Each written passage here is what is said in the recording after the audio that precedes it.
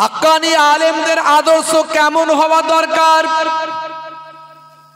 একটা ছোট্ট উদাহরণ দিই। ভাইরা আমার, তরুণ যুবকেরা আমার, হে আমার মুরব্বিয়ানেরা, শুনে রেখে দিন, জগৎ বিখ্যাত ইমামদের মধ্যে একজন ইমাম হলেন হযরতে ইমাম আবু ইউসুফ রাহমাতুল্লাহ আলাইহি। ভাইরা আমার, তরুণ যুবকেরা, হে আমার মুরব্বিয়ানেরা, হযরতে ইমাম আবু ইউসুফ রাহমাতুল্লাহ আলাইহি ভাই আমার, জগতের কয়েকজন ইমামদের মধ্যে তিনি একজন ইমাম। সেই হযরতে আবু ইউসুফ রাহমাতুল্লাহ আলাইহি খলিফা হারুন আর রশিদের সময়কার একজন বিখ্যাত ইমাম ছিলেন। বাবা বন্ধুরা আমার, তরুণ যুবকেরা আমার, খলিফা হারুন আর রশিদ একজন আলেম মানুষ ছিলেন, জ্ঞানী মানুষ ছিলেন, পণ্ডিত ছিলেন। তার কাছে পাণ্ডিত্যের কদর ছিল। কিতাবের মধ্যে দেখতে পাওয়া যায়, ওয়াল্লাযিনা উতুল ইলমা দারাজাত, তোমাদের মধ্যে প্রকৃত আহলে ইলমরা হলো উচ্চ সম্মানের অধিকারী। আলেমদের কত সম্মান দেয়া হয়েছে, আল্লাহ দিয়েছেন, কোরআন দিয়েছে, হাদিস দিয়েছেন, নবী দিয়েছেন। ভালো করে বুঝবেন, আলেমদের সম্মান সবচেয়ে উপরে। কোন আলেম? যার মধ্যে আল্লাহর কোরআনের জ্ঞান আছে, নবীর হাদিসের জ্ঞান আছে। হে তরুণ যুবকেরা, তবে বা আমলওয়ালা আলেম হতে হবে। মুখে আমি যেটা বলছি নিজেই সেটা করি না, এমন আলেম আছে না নাই? আমি বলছি চগলখড়ি করা চলবে না, আর আমি নিজেই চগলখড়ি করছি। আমি বলছি ষড়যন্ত্র করা চলবে না, আর আমি নিজেই ষড়যন্ত্র করছি, দলবাজি করছি। আছে না নাই? আমি বলছি বেনামাজি হওয়া চলবে না, আমি নিজেই নামাজ পড়ি না। বা আমাল আলেমদের সম্মান ডাক্তারের উপরে, অ্যাডভোকেটের উপরে, সায়েন্টিস্টের উপরে, দুনিয়ার মানুষ কি দিল সম্মান দেখার দরকার নেই। আল্লাহর কোরআন দিয়েছে, রাসূলের হাদিস দিয়েছে। হে তরুণ যুবকেরা, হে আমার মুরব্বিয়ানেরা, হযরতে ইমাম আবু ইউসুফ রাহমাতুল্লাহ আলাইহি সেই জামানার মস্ত বড় আলেম, মস্ত বড় তিনি একজন ইমাম ছিলেন, বাদশা ছিলেন, পণ্ডিত, জ্ঞানী মানুষ। তিনি আল্লাহর কোরআন, রাসূলের হাদিস অনুযায়ী আলেমদের সম্মান করতেন। বাদশা কি করলেন? হে তরুণ যুবকেরা, হে আমার বন্ধুরা, হে আমার মুরব্বিয়ানেরা, বাদশা দাওয়াত করলেন ইমাম আবু ইউসুফ রাহমাতুল্লাহ আলাইহিকে রাজ দরবারে। বাদশা হারুন আর রশিদ রাজ দরবারে দাওয়াত করেছেন, আপ্যায়ন করবেন, ভালো করে খানা পিনার ব্যবস্থা করেছেন। নিজে হাতে আপ্যায়ন করতে চান, নিজে হাতে ওয়েলকাম, স্বাগতম জানিয়ে নিয়ে এসেছেন। দূর থেকে ইস্তেকবাল করে সম্মান জানিয়ে নিয়ে এসেছেন। মনে রাখবেন, মান যারা আলেমান ফাকান্নামা যারানি, যে আলেমে হাক্কানির সঙ্গে মোলাকাত করল, নবী বলেন সে যেন আমি রাসূলের সঙ্গে মোলাকাত করল। মান সাফা আলেমান ফাকান্নামা সাফানি, যে আলেমে হাক্কানির সঙ্গে মুসাফা করল, সে যেন আমি রাসূলুল্লাহ দয়ার নবীর সঙ্গে মুসাফাটা করে গেল। মান জালাসা আলেমান ফাকান্নামা জালাসানি, যে আলেমে হাক্কানির মজলিসে গিয়ে বসলো, সে যেন আমি রাসূলুল্লাহ দয়ার নবী আমার মজলিসে এসে বসলো। জোরে হবে না? তবে আখেরি জামানার দুই ধরনের আলেম, একটা বা আমাল আর একটা বে আমাল। একটা আমলওয়ালা আর একটা আমল ছাড়া। মুখে ভালো ভালো কথা বলে, কোরআনের কথা, হাদিসের কথা, সুন্নতের কথা, নামাজের কথা। গীবত করো না, চগলখড়ি করো না, পরনিন্দা করো না, ষড়যন্ত্র করো না, হিংসা করো না, বিদ্বেষ করো না, মুখে বলে, কিন্তু অন্তরটা তার অন্যরকম। বন্ধুরা আমার, তরুণ যুবকেরা, 1450 বছর আগে নবী বলেছেন, আমি বলছি না, দয়ার নবী বলছেন এক ধরনের আলেম সমাজে হবে আখেরি জামানায়। ভালো করে বুঝবেন, এক ধরনের আলেম আখেরি জামানায় সমাজে হবে। তাদের অন্তরটা কেমন হবে? নবী বলেছেন কুলুবুহুম কা কুলুবিজ জিয়াব, কুলুবুহুম কা কুলুবিজ জিয়াব, তাদের অন্তরটা হবে নেকড়ে বাঘের মতো। আর কথাটা কেমন হবে? নবী বলছেন কালামুহুম কা কালামিল আম্বিয়া, কথাগুলো হবে নবীদের কথার মতো। কথাগুলো বলবে সুন্দর সুন্দর, কিন্তু অন্তরটা নেকড়ে বাঘের মতো। তাদের বক্তব্য, তাদের কথা, তাদের ভাই আমার চিন্তা ভাবনা থাকবে অন্যরকম, লোকে বুঝতে পারবে। ওয়াফিলুহুম কাফিলিল ফারাইনাত, কাজকর্মগুলো হবে ফেরাউনের কাজের মতো।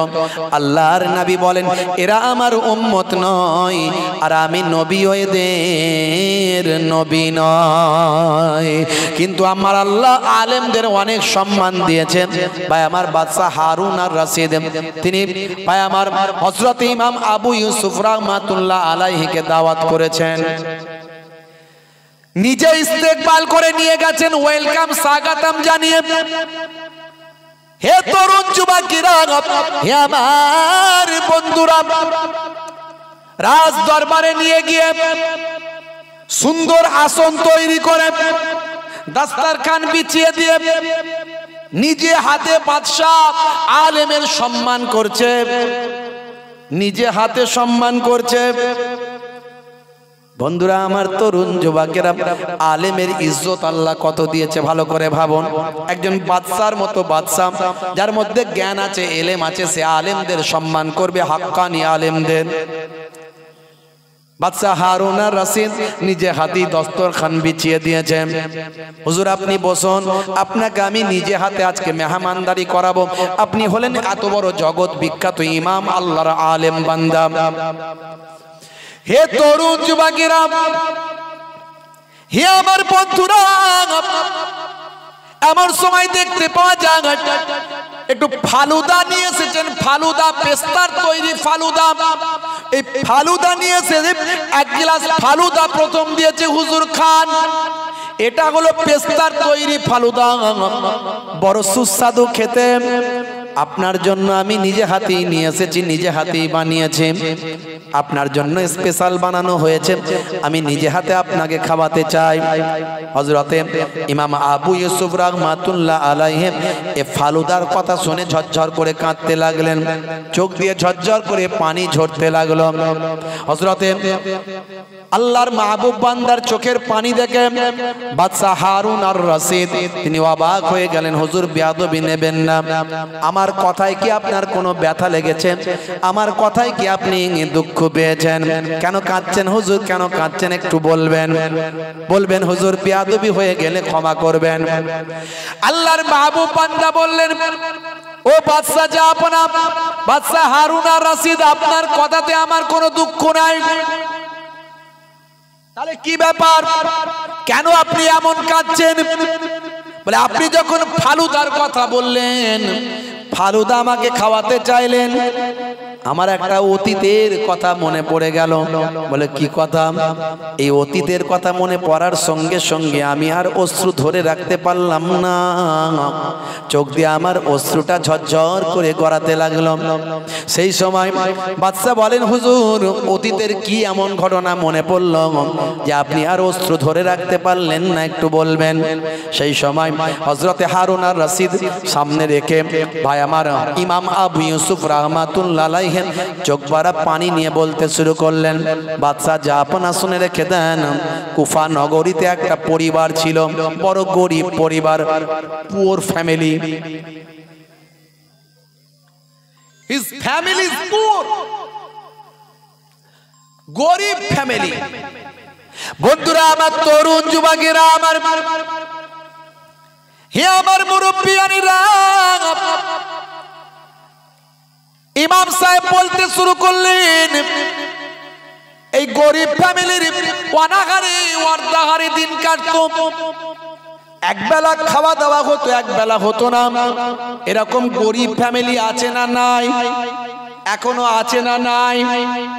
বন্ধুরা আমার, তরুণ যুবকেরা, আমার মুরব্বিয়ানেরা, শুনে রেখে দিন বাবা, জেনে রেখে দিন, সেই পরিবারের যদি কোনো সন্তান থাকে, বাপ মনে মনে চিন্তা করে আমাদের অনাহারে ওয়ার্দাহারে দিন কাটছে বটে, সন্তান যদি একটু বড় হয় তাকে আমি অন্তত কোনো কাজে টাকা পয়সা ইনকামের ধান্দায় লাগাবো, তার টাকা পয়সা কিছু হলে আমাদের সংসারের উপকার হবে। ভাবনা হয় কি হয় না? বলেন হয় কি হয় না? এই ভাবনা আসে না আসে? ছোট্ট ফ্যামিলিটার একটা সন্তান ছিল, সন্তানটার নাম হলো ইয়াকুব। হে তরুণ যুবকেরা, হে আমার বন্ধুরা, শুনে রেখে দিন বাবা, জেনে রেখে দেন, এই ইয়াকুব ছোট্ট বাবা, ছোট্ট বাচ্চা ছেলে, একদম ছোট্ট বাচ্চা ছেলে, একটুখানি বাচ্চা। বাবা মনে মনে চিন্তা করছে আমার সন্তান যদি বড় হয়, ওই সন্তানটাকে কাজে পাঠাবো, তার থেকে কিছু অর্থ যদি পাই, অন্তত কিছু সংসারে উপকার লাগবে। এরকম ফ্যামিলি আছে আমাদের সমাজে এখনো অনেক। এই ফ্যামিলিগুলোর প্রতি আমাদের বিশেষ লক্ষ্য রাখা দরকার। আমরা জাকাত ঠিক মতো দিই না। জাকাত মানে আমরা মনে মনে করি 50টা লুঙ্গি আর 100টা শাড়ি দিলেই জাকাত হয়ে যাবে। আসলে জাকাতের উদ্দেশ্য এটা নয়। জাকাতের উদ্দেশ্য হলো গরিবি হাঁটাও, দেশ বাঁচাও। আপনার পরিবারের মধ্যে থেকে, আপনার রিলেটিভের মধ্যে থেকে যে দুস্থ অসহায়, তাকে এককালীন অর্থ দিয়ে এস্টাবলিশড করা, এর নাম হলো জাকাত। সমস্ত নবীদের জামানায় জাকাত ছিল, বুঝতে পারছেন? আমাদের নবীর জামানাতে খরচ খরচা বাদ দিয়ে লাভ্যাংশের উপর শতকরা 2.5 টাকা। অন্যান্য নবীর জামানাতে জাকাতের সিস্টেম ছিল, নামাজ ছিল, রোজা ছিল। কথায় কথা বেড়ে যায়। হে তরুণ যুবকেরা, হে আমার বন্ধুরা, হে আমার মুরব্বিয়ানেরা, এইরকম একটা পরিবার কুফা নগরীতে ছিল, কুফায়। সেই পরিবারের সন্তান হলো ইয়াকুব। বাচ্চা যখন একটু বড় হলো, সংসারে আয় ইনকাম বাড়ানোর জন্য বাচ্চাকে একটা ধোপার কাজে দিল। ধোপার কাজে বাপটা কি করত? বাপটা হলো সুতা কাটার কাজ করত, মা ঘরোয়া ছোটখাটো কাজগুলো করে দিন গুজরান করত, অনাহারে ওয়ার্তাহারে দিন কাটাতো। এমন সময় দেখতে পাওয়া যায়, ছোট্ট বয়সে যখন একটু আমার কাজ করার উপযুক্ত হলো, সন্তান যখন 6 বছর 8 বছর হলো, সন্তানকে ধোপাখানায় দিয়ে দিল ধোপার কাজে। ধোপাখানার মালিককে বলল, বাবা আমার সন্তানটাকে দিয়ে গেলাম, বড় অভাবের সংসার বলে দিলাম, পড়ার বয়স, পড়া ছাড়িয়ে কাজেতে লাগালাম, কাজটা করাবেন কিন্তু কষ্ট বেশি দিও না, সন্তানকে আমার আদরের সন্তান, একমাত্র বাচ্চা আমার, তাকে কষ্ট তুমি বেশি দিও না। তবে মনে রেখো, যেটুকু পারো কাজ করবে, ওই কাজের পয়সা যেমন পারবে দেবে, মাসের শেষে পয়সাটা ওর হাতে দেবে, আমার অভাবের সংসারে একটু কাজে লাগবে। বন্ধুরা আমার, তরুণ যুবকেরা আমার, হে আমার মুরব্বিয়ানেরা, হে জওয়ান যুবকেরা, শুনে রেখে দিন বাবা। এমন সময় এই ঘটনা বলছেন হযরত ইমাম আবু ইউসুফ। কে বলছে ঘটনা? ইমাম আবু ইউসুফ ঘটনাটা বলছেন। কাকে বলছেন? বাদশা হারুন আর রশিদকে বলছেন ঘটনা। আল্লাহ গো তোমার দরবারে এই মোর মোনাজাত, ফেলো না তুমি এমন পরীক্ষাতে আমার। আল্লাহ গো তোমার দরবারে এই মোর মোনাজাত, ফেলো না তুমি এমন পরীক্ষাতে আমার। হে তরুণ যুবকেরা, বাদশা হারুন আর রশিদ চিন্তায় পড়ে গেলেন, একই পরীক্ষায় আমি পড়লাম, হুজুরের কান্নাটা বন্ধ করব কি করে? হুজুর তারপরে বলুন, কাঁদবেন না, তারপরে বলুন। হে জওয়ান যুবকেরা, ইমাম আবু ইউসুফ রাহমাতুল্লাহ আলাইহি ঘটনাটা বলতে শুরু করেছে। কুফা নগরীর ওই পরিবারের বাচ্চার ঘটনা। বাচ্চাকে ধোপাখানায় দেওয়া হলো, সে প্রতিদিন ধোপাখানায় কাজে যায়। মা তাকে সকালবেলা রেডি করে ধোপার কাজেতে পাঠিয়ে দেয়। কিন্তু এই বাচ্চাটির পড়াশোনার প্রতি ভীষণ আগ্রহ ছিল, শিক্ষার প্রতি বড় আগ্রহ ছিল। হে তরুণ যুবকেরা, রাস্তা দিয়ে যখন ধোপাখানার দিকে যাবে, রাস্তার ধারে এমন একটা বড় মাদ্রাসা দেখতে পাই, একটা বড় মাদ্রাসা রাস্তার ধারে দেখতে পাই। বন্ধুরা আমার, রাস্তায় যেতে যেতে মাদ্রাসার সামনে দাঁড়িয়ে গিয়ে একটু উকি মেরে দেখে কি হচ্ছে মাদ্রাসায়। দেখছে মাদ্রাসার বড় মাওলানা বাচ্চাদের আল্লাহর কোরআন মাজিদ শেখাচ্ছে। বাচ্চাটি সেখানে দাঁড়িয়ে গেল, মন তার সেই জায়গা থেকে আর যেতে চায় না, যেন মন চায় না যে এখান থেকে যায়, এখানে দাঁড়িয়ে থাকে। দাঁড়িয়ে দাঁড়িয়ে বাচ্চাদের পড়া শুনি। হযরত ইমাম ইউসুফ ঝরঝর করে কাঁদছেন, আবু ইউসুফ হুজুর। সেই সময় বলেন, হে বাদশা জাহাপনা শুনে রেখে দিন, ওই বাচ্চাটাকে মাদ্রাসার বড় মাওলানা দেখতে পেয়েছে। মাদ্রাসার বড় মাওলানা বলছে, ছেলে দাঁড়িয়ে আছো, ভিতরে এসো। তুমি কি আল্লাহর কোরআন শিখতে চাও? তুমি কি নবীর হাদিস জানতে চাও? তুমি কি কোরআনের তাফসীরটা পড়তে চাও? তুমি কি ফিকহের মাসলা মাসাইলগুলো জানতে চাও? তুমি কি এই সমস্ত কিতাবগুলো পড়তে চাও? বাচ্চাটা মাথাটা নেড়িয়ে সম্মতি দিল, হ্যাঁ চাই। কি নাম বাবা তোমার? আমার নাম ইয়াকুব। বাড়ি কোথায়? বাড়ি কুফার অমুক জায়গায়। তোমার আব্বা কি করেন? বলে এমন কাজ করেন, সুতা কাটার কাজ করেন।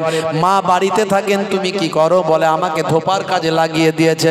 হুজুর আমার মন চাই না কাজ করি, আমার মন চাই আল্লাহর কোরআন পড়ি। জোরে হবে না? জোরে হবে না? কোরআন এক ऐसा कलाम है, कुरान एक ऐसा कलाम है जो आप एक किताब लेकर डोनाल्ड ट्रम्प के पास जाए, बंगाली जबान का किताब। मिस्टर डोनाल्ड ट्रम्प, अब तो नया नया अमेरिका का प्रेसिडेंट हुए हो, आप तो नया नया प्राइम प्रेसिडेंट सिलेक्टेड हो, तो आपके पास इतना बड़ा बिजनेसमैन हो तुम। हम एक बंगाल से आया हूँ, बंगाली जबान का एक किताब लाया हूँ, जरा इस किताब को पढ़ के बताइए इसमें क्या लिखा हुआ है। ডোনাল্ড ট্রাম্প জানেন তো কিরকম লোক? কিছুদিন আগে কান ঘেঁষে তার গেছে বন্দুকের গুলি, মানে আর একটু হলেই পটলডাঙ্গায় চলে যেত, সেখান থেকে ফিরে এসে আবার প্রেসিডেন্ট হয়ে গেছে। বুঝতে পারছেন? প্রেসিডেন্ট হয়েই হুমকি দিয়েছে, বলছে এই যে মধ্যপ্রাচ্যের জালেম দেশ যেটা আছে, জালেম দেশ, জালেম, ওর নাম নিলে আবার এদের চ্যানেলারদের প্রবলেম হয়ে যাবে। এমন টেকনোলজিতে উন্নত করেছে, নাম নিলে এইখানকার, আমি এখানে নাম নেব তাদের, আর এরা যদি রেকর্ডিং করে এই কথাটাকে, এদের সব পরের দিন থেকে দেখবেন সব মোবাইল সাদা হয়ে গেছে। ওর নাম নেওয়া যাবে না, ওদের নাম নেওয়া যাবে না। আমি শর্ট ফর্মে বলছি, ইলি ইলি ইলি, আপনি বুঝে নেন বাকিটা। ইলিকে বলে দিয়েছে, হে বাইডেন, তুমি এতদিন পর্যন্ত ওদেরকে সহযোগিতা করেছো, এ কি বাপের টাকা পেয়েছো নাকি? এরপর থেকে দেওয়া সব বন্ধ, মাথা পেটে চাল পড়ছে। ইলিদের যে হেডমস্তান, তার মাথা খারাপ, বলে সর্বনাশ, যদি ওখান থেকে মাল না পায় তাহলে তো এরা আমাদেরকে খেয়ে ফেলবে। এতদিন তুমি এত মানুষকে জীবন নিয়েছো, আর এখন ভয় পাচ্ছ। বুঝতে পারছেন? कुरान मजीद के ऐसा कलाम है, सुन लीजिए कुरान का इतना अहमियत। हे तरुण युवकेरा, बंगाल से किताब लाकर डोनाल्ड ट्रम्प के पास जाइए और उससे पूछिए कि मैं एक बंगाल से आया हूँ, एक किताब लाया हूँ, इस किताब को पढ़ के बताइए इसमें क्या लिखा हुआ है। डोनाल्ड ट्रम्प ने मुस्कुरा कर कहेगा, बेटा ये कहाँ से, क्या कौन सा जबान का किताब लाया हूँ, जरा इंग्लिश किताब लाओ तो मैं पढ़ के बताऊंगा। बिहार में चला जाइए, लालू जी एक फेमस आदमी है, उसके पास जाकर एक गुजराती जबान का किताब लाकर किताब ले जाकर पढ़ने के लिए फरमाइए, बोलिए। लालू जी मुस्कुराकर कहेगा बेटा ये गुजरात का कहां से क्या किताब लाए हो, जरा हमारा जबान का कोई किताब लाओ तो मैं पढ़ के बताऊंगा। ये जो किताब का जो लैंग्वेज है इसे देख के हमको राबड़ी देवी का झुमकी लगता है, जरा इस किताब को हम पढ़ने का लायक नहीं हो। यहाँ का किताब वहाँ का आदमी नहीं पढ़ सकता है, लेकिन कुरान मजीद का अहमियत सुनिए। ये कुरान मजीद एक ऐसा किताब है, ऐसा कलाम है जो नाजिल हुआ मक्का में, फैल गया मदीने में, नाजिल हुआ मदीने में, फैल गया मक्का में, नाजिल हुआ मक्का में, फैल गया अफगानिस्तान में, नाजिल हुआ मदीने में, फैल गया पाकिस्तान में, नाजिल हुआ मक्का में, फैल गया इराक में, नाजिल हुआ मदीने में, फैल गया ईरान में, नाजिल हुआ मक्का में, फैल गया फ्रांस में, नाजिल हुआ मदीने में, फैल गया जर्मनी में, नाजिल हुआ मक्का में, फैल गया हिंदुस्तान में, नाजिल हुआ मदीने में, फैल गया सारा दुनिया में। जोरे हवे ना, जोरे हवे ना। যদি আগুন লেগে ধ্বংস হয়ে যায়, ধ্বংস হয়ে যায় পৃথিবীর সব বইয়ের দোকান, তবু বিশ্ব থেকে হারাবে না পবিত্র কোরআন। করবে কেমন করে কোরআন ধ্বংস আগুনের তেজ, করবে কেমন করে কোরআন ধ্বংস আগুনের তেজ, আছে বিশ্বে ভরা অগণিত কোরআনে হাফেজ। তারা ছাপি আসমানি গ্রন্থ, তারা ছাপি আসমানি গ্রন্থ, বাঁচাবে ইসলামের সম্মান, তবু বিশ্ব থেকে হারাবে না পবিত্র কোরআন। জোরে হবে না, আরে জোরে সুবহানাল্লাহ হবে না। হে তরুণ যুবকেরা, হে আমার বন্ধুরা, বাচ্চাটি তারপর থেকে মাদ্রাসার বড় মাওলানার কাছে দাঁড়িয়ে যায়। মাদ্রাসার বড় মাওলানা সাহেব বলেন, হে বাচ্চা শুনে রেখে দাও, তোমার কথা তো সবই শুনলাম, তুমি আল্লাহর কোরআন মাজিদটা পড়তে চাও, জানতে চাও, ব্যাখ্যা তাফসীর পড়তে চাও, আলেম হতে চাও। বাবা আসলে তুমি পেস্তার তৈরি ফালুদা খেতে চাও, তুমি সাধারণ খাবার খেতে চাও না, পেস্তার তৈরি স্পেশাল ফালুদা খেতে চাও। যাও বাবা, আজ থেকে যখন তুমি কাজে যাবে, কাজে যাওয়ার সময় তুমি মাদ্রাসায় এসে আল্লাহর কালামটা শিখতে থাকবে, আমি তোমাকে তাফসীর শেখাবো, ইলমে দ্বীন শেখাবো। আর যদি কোনোদিন তোমার পিতা যদি সমস্যা হয়ে যায় আমার কাছে আসবে, আমি যা বলার তাকে বুঝিয়ে বলে দেব। এইভাবে প্রত্যেক দিন চলতে থাকে। কয়েক মাস কেটে গেছে। মাঝে মাঝে জিজ্ঞাসা করে, কিরে তোর ধোপা চাচা পয়সা দেয়নি, মাস তো হয়ে গেছে, মাথা নিচু করে থাকে। কয়েক মাস এসে অনেকটা আল্লাহর জ্ঞান, দ্বীনের জ্ঞান অর্জন করেছে। কয়েক মাস পরে ভাই আমার ওই বাবা ইয়াকুবের আব্বা রাগান্বিত হয়ে ধোপার কাছে চলে যায়। হ্যাঁ ভাই, তোমার কাছে আমার গরিবের সংসার বাচ্চাটাকে পাঠিয়েছি, পড়া ছাড়িয়ে তোমার কাছে পাঠিয়েছি কিছু পয়সার জন্য, আমার সংসারের উপকারের জন্য, অথচ তুমি তাকে পয়সা দিলে না, শুধু বেকার বেকার এতটা দিন খাটালে। সেই সময় ধোপাওয়ালা ভাই বলছে, কি বলছো, তোমার ছেলেকে জিজ্ঞাসা করো, দুই একদিন আসার পরে সে আর কোনোদিন আমার কাছে কাজে আসে না। বাচ্চার কাছে যখন চোখ রাঙিয়ে বাপ জিজ্ঞাসা করলো, তখন বাচ্চা বলল, এই যতদিন পর দিন গেছে আমি আল্লাহর কিতাব, আল্লাহর কোরআন, রাসূলের হাদিসটা শেখার জন্য মাদ্রাসার বড় মাওলানার কাছে গিয়ে দিন শিখেছি। জোরে হবে না, জোরে হবে না। ইয়াকুবের আব্বা রাগান্বিত হয়ে মাদ্রাসার বড় মাওলানার কাছে গেল। হে তরুণ যুবকেরা, হে আমার বন্ধুরা, বড় মাওলানার কাছে গিয়ে সালাম কালাম। আল্লাহর আলেম বান্দাদের কেনা সম্মান করে, যারা হাক্কানি হয় কেনা রেসপেক্ট করে। হুজুর একটা কথা বলার জন্য এলাম। কি বলছো বাবা? আমার সন্তান, আপনি তো সবই জানেন, গরিবের সংসার কাজেতে দিয়েছি, আপনি কাজটা না করিয়ে পড়ার মধ্যে রেখেছেন, আমার সংসারে অভাব চলছে। বলে বাবা, ইয়াকুবের আব্বা মাথা ঠান্ডা করো, তোমার সন্তান পেস্তার তৈরি ফালুদা খেতে চাই আর তুমি তাকে ধোপাখানায় কাজের জন্য পাঠাতে চাও, এটা কখনো হতে পারে না। তোমার সন্তান পেস্তার তৈরি ফালুদা খেতে চাই, আমি তার ব্যবস্থা করেছি। তোমার মাসে যে টাকাটা খরচা হয়, যেটা দিলে তোমার উপকারে লাগবে, সেটা তুমি আমার কাছ থেকে নিয়ে যাবে। সন্তানকে কখনো আমার কাছ থেকে ছাড়াবে না। তাকে যতদিন পর্যন্ত পেস্তার তৈরি ফালুদা না খেতে শিখবে, আমি ততদিন পর্যন্ত আল্লাহর দ্বীন তাকে শেখাতে থাকব। হে তরুণ যুবকেরা, এ কথা শুনে বাদশা ঝরঝর করে কাঁদে। ইমাম আবু ইউসুফ রাহমাতুল্লাহ আলাইহি বলতে বলতে কাঁদেন। সেই সময় ভাই আমার, দোস্ত আমার, বাদশা জাহাপনাকে বলতে লাগলেন, ও বাদশা জাহাপনা, কেন আমি কাঁদছি শুনুন। ওই যে কুফা নগরীর গরিব ফ্যামিলির বাচ্চা ইয়াকুব আর অন্য কেউ নয়, সেই ইয়াকুব হলো আমি, তো ইমাম আবু ইউসুফ। আর কুফা নগরীর ওই মাদ্রাসার বড় মাওলানা আর অন্য কেউ নন, বড় মাওলানা হলেন ইমামে আজম আবু হানিফা। জোরে হবে না? আরে জোরে হবে না? বাপজি আমার, এই মাদ্রাসায় আপনার সন্তানকে দিয়েছেন, কন্যাকে দিয়েছেন, পড়তে দিয়েছেন। মাদ্রাসায় যোগ্য যোগ্য আলেম আছে, মাশাআল্লাহ।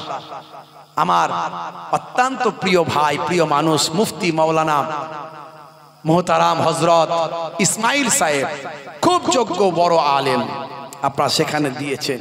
বাপজি আমার, ছেলেকে বাচ্চাকে দ্বীনের তালিমের মধ্যে রাখুন, দুনিয়াতে কামিয়াবি পাবেন, আখিরাতেও কামিয়াবি পাবেন। মনকে দে যায়, প্রাণকে দে যায়, হৃদয়কে দে যায়। মনকে দে যায়, প্রাণকে দে যায়, হৃদয়কে দে যায়। আমার হুজুর চোখে পানি, কলিজা জ্বলে যায়। মনকে দে যায়, প্রাণকে দে যায়, হৃদয়কে দে যায়। কি কসুর আমার বলে দিন, চোখের অশ্রুটা মুছে নিন। হুজুর চোখের অশ্রু মুছে নিন, কান্না বন্ধ করলেন, এটা আমার কসুর কি বলুন? হুজুর চোখের অশ্রু মুছে নিন। ইমামে আজম আবু হানিফার এই ঘটনা, ইমাম আবু ইউসুফ রাহমাতুল্লাহ আলাইহির ঘটনা আল্লাহর দ্বীনকে কোন মর্যাদায় নিয়ে গেছে ভাই আমার। সেদিন তিনি যদি আল্লাহর কোরআন রাসূলের হাদিস না শিখতেন, পরবর্তীকালে ইমাম আবু ইউসুফ রাহমাতুল্লাহ আলাইহি হতে পারতেন না। বাদশা তাকে সম্মান করে ডেকে নিয়ে এসে খাওয়াতো না, তাই তিনি ঝরঝর করে কাঁদছেন যে আজকে সেই ফালুদার কথা যখন আপনি বললেন, সেদিনের সেই ফালুদার খাওয়ার কথা আমার মনে পড়ে গেল। জোরে বলুন সুবহানাল্লাহ। বাপজিরা আমার, এই মাদ্রাসার দিকে লক্ষ্য রাখবেন।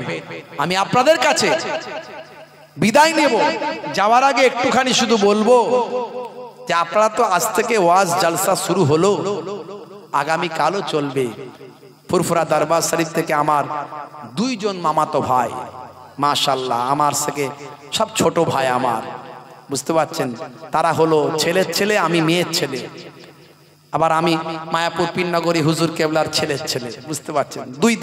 দুই দরবারের মেহমান, মুসাফির হালাতে আহলে বায়াতের খানদানের চিটেফুটা রক্ত আমার শরীরে আছে। আমি অদম গুনাহগার আপনাদের খেদমতে এসেছি। আগামী কালও আপনারা ওয়াজ শুনবেন। আমার দুইজন পীরের আওলাদ, আমার মামাতো ভাইরা, মাশাআল্লাহ, ওয়াজ নাসিহাত করবেন। বসিরার আল্লামা হুজুরের দরবার থেকে হুজুরের আওলাদেরা আসবেন। আজকের রাত্রেও বড় বড় সব যোগ্য আলেমরা আছেন। ভবানীপুর মাদ্রাসার যিনি প্রতিষ্ঠাতা জনাব হযরত মোহতারাম মুফতি মাওলানা ইয়াকুব আলী সাহেব, প্রবীণ আলেম, যোগ্য আলেম, 24 পরগনার জমিনে ভাই আমার বিখ্যাত আলেমদের মধ্যে একজন। মাওলানা মুফতি আপনার ইসমাইল সাহেব এই 24 পরগনার জমিনে বিখ্যাত আলেমদের মধ্যে ভাই আমার প্রথম সারির আলেম, বুঝতে পারছেন। তবে বসিরহাট আল্লামা হুজুর যে আলেম ছিলেন 24 পরগনার গর্ব, সেই আলেম এখনো পর্যন্ত ভাই আমার 24 পরগনার জমিনে জন্ম নেয়নি। আর আগামী 100 বছরে সেই বসিরহাট আল্লামা হুজুর সম্পর্কে আমার যতটুকু নলেজ আছে, আগামী 100 বছরে জন্ম নেবে না এই 24 পরগনার জমিনে। আমার বিশ্বাস বসিরহাট আল্লামা হুজুর যে কিতাব একবার চোখে দেখে নিতেন, তার চোখে যেন ক্যামেরার মতো তৈরি হয়ে যেত, সব মুখস্থ হয়ে যেত, বুঝতে পারছেন। যতদিন পর্যন্ত মাদ্রাসা আলিয়ায় পড়াশোনা করেছিলেন বসিরহাট আল্লামা হুজুর 1 নম্বরে, তার উপরে আর কেউ নাই। তিনি বুঝতে পারলেন বাবা একজন আল্লাহর ওলি ধরতে হবে, একজন বড় আলেম ধরতে হবে। চলে গেলেন বাংলার বিখ্যাত আলেম, ভারতবর্ষের বিখ্যাত আলেম পীর মুজাদ্দিদুজ্জামান আবু বকর সিদ্দিক রহমাতুল্লাহ আলাইহির হাতে হাত দিয়ে দস্তে বায়াত হয়ে গেলেন, মুরিদ হয়ে গেলেন। জোরে বলুন সুবহানাল্লাহ। বাপজি আমার, আল্লাহ করে 24 পরগনায় অনেক যোগ্য আলেম আছেন, যিনি আছেন সবাইকে আমি রেসপেক্ট করি, সম্মান করি। যে যে অ্যাঙ্গেল থেকে কাজ করছেন করুন, প্রত্যেকেই আমরা যেন আল্লাহকে সন্তুষ্ট করার জন্য করতে পারি, দ্বীনের পথে চলতে পারি, ইসলামের পথে চলতে পারি, একে অপরকে যেন কষ্ট না দিই, এগুলো আমাদের মাথায় রাখতে হবে। না হলে কোনো রকমে আমরা কামিয়াবি হতে পারবো না। ভাইরা আমার, সেই মাদ্রাসায় আল্লাহ করে যোগ্য আলেমরা এখানে আছেন। আমার অত্যন্ত প্রিয় ভাই, খুব বড় আলেম আমার পাশে এসে বসেছেন, এই মাদ্রাসার অনেক বড় দায়িত্বে আছেন। মুফতি সাহেব, মাওলানা সাহেব মাশাআল্লাহ এসেছেন। তো আমি ভাইয়েরা বলেছেন একটু সময় তো হাতে খুব কম, তো একটুখানি আমার হাতে যদি আপনারা বলতে চান। আমি তো এলেমের গুরুত্ব নিয়ে একটু বললাম, অনেক আলোচনা ছিল, তো এই এলেমের গুরুত্ব নিয়ে একটু বললাম। যদি সেই কোরআন মাজিদকে সাহায্য করেন, আল্লাহ দুনিয়া আখেরাতে আপনাকে সাহায্য করবে। কোরআন মাজিদে আল্লাহ বলেছেন মান জাআ বিল হাসানাতে ফালাহু আসরু আমসালিহা। বান্দা একটা হাসানা করবে, একটা ভালো কাজ করবে, 1 দেবে, আমি আল্লাহ তোমাকে 10 দেব, 10টা যাজা দেব। জোরে বলুন সুবহানাল্লাহ। তা আছেন বাপ একজন ভাই 1001 টাকা 1 দিয়ে শুরু করছি।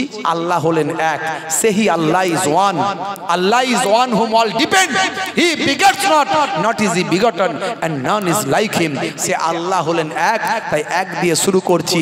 1 হলো বেজোর, আল্লাহু বিতরুন ওয়া ইউহিব্বুল বিতরা, আল্লাহ বেজোর পছন্দ করেন। একজন আছেন 1001 টাকা।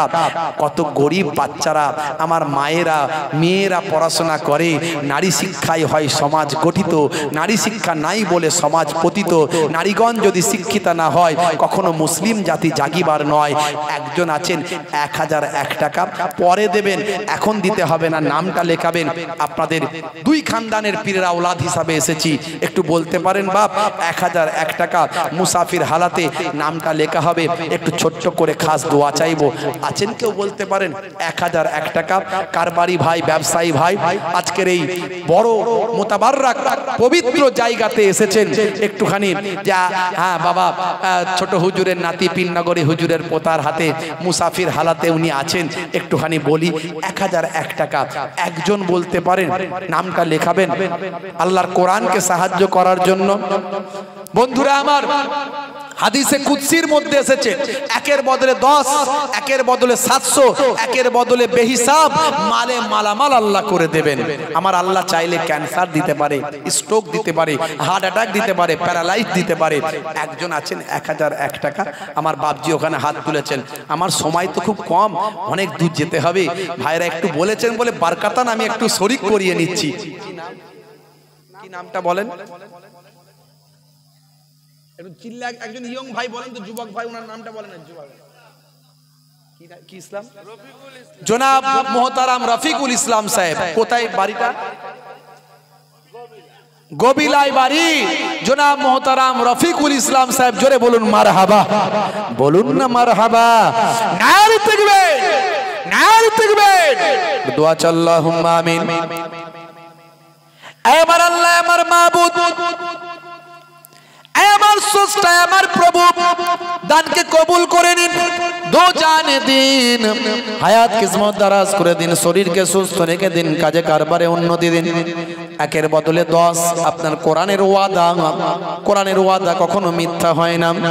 হাদিসে কুদসিতে বলেছেন একের বদলে 10, 100, 700 বেহিসাব মালে মালামাল। মাবুদ আল্লাহ কোরআনের মাহফিলে, হাদিসের মাহফিলে, মাদ্রাসায়, এলেমের কারখানায়, আমার মায়েদের বোনেদের এলেমের কারখানায়, জান্নাতের বাগানে বসে বসে আমার এক বাপ যে 1001 টাকা দান করলো, দানকে কবুল করে নি, দো জানি দিন নিয়তকে কবুল করে নি। কার পকেটে কত, কার এটিএমে কত, কার ব্যাংকে কত, কার আলমারিতে কত তুমি জানো, আমি জানি না। তুমি চাইলে ভেলোর পাঠাতে পারো, ক্যান্সার দিতে পারো, টিউমার প্যারালাইজড বানাতে পারো, চেন্নাই ম্যাড্রাস পাঠাতে পারো, লক্ষ লক্ষ টাকা খরচ করাতে পারো। আবার আল্লাহর কোরআনকে সাহায্য করার জন্য, দিনকে সাহায্য করার জন্য তুমি র্যান্টাক জিনটাকে সামান্য কোয়াক ডাক্তারি সুস্থ রাখতে পারো। মালে মালামাল করে দাও। যারা দান করবো কি করবো না চিন্তা করছে, ওয়াদা করবো কি করবো না চিন্তা করছে, তাদের ওয়াদা করার তৌফিক দাও। এত মালে মালামাল করে দাও, জীবনে জিন্দেগিতে একবার না একবার দিদারে কাবা, দিদারে মদিনার মেহমান বানিয়ে দাও। আমিন।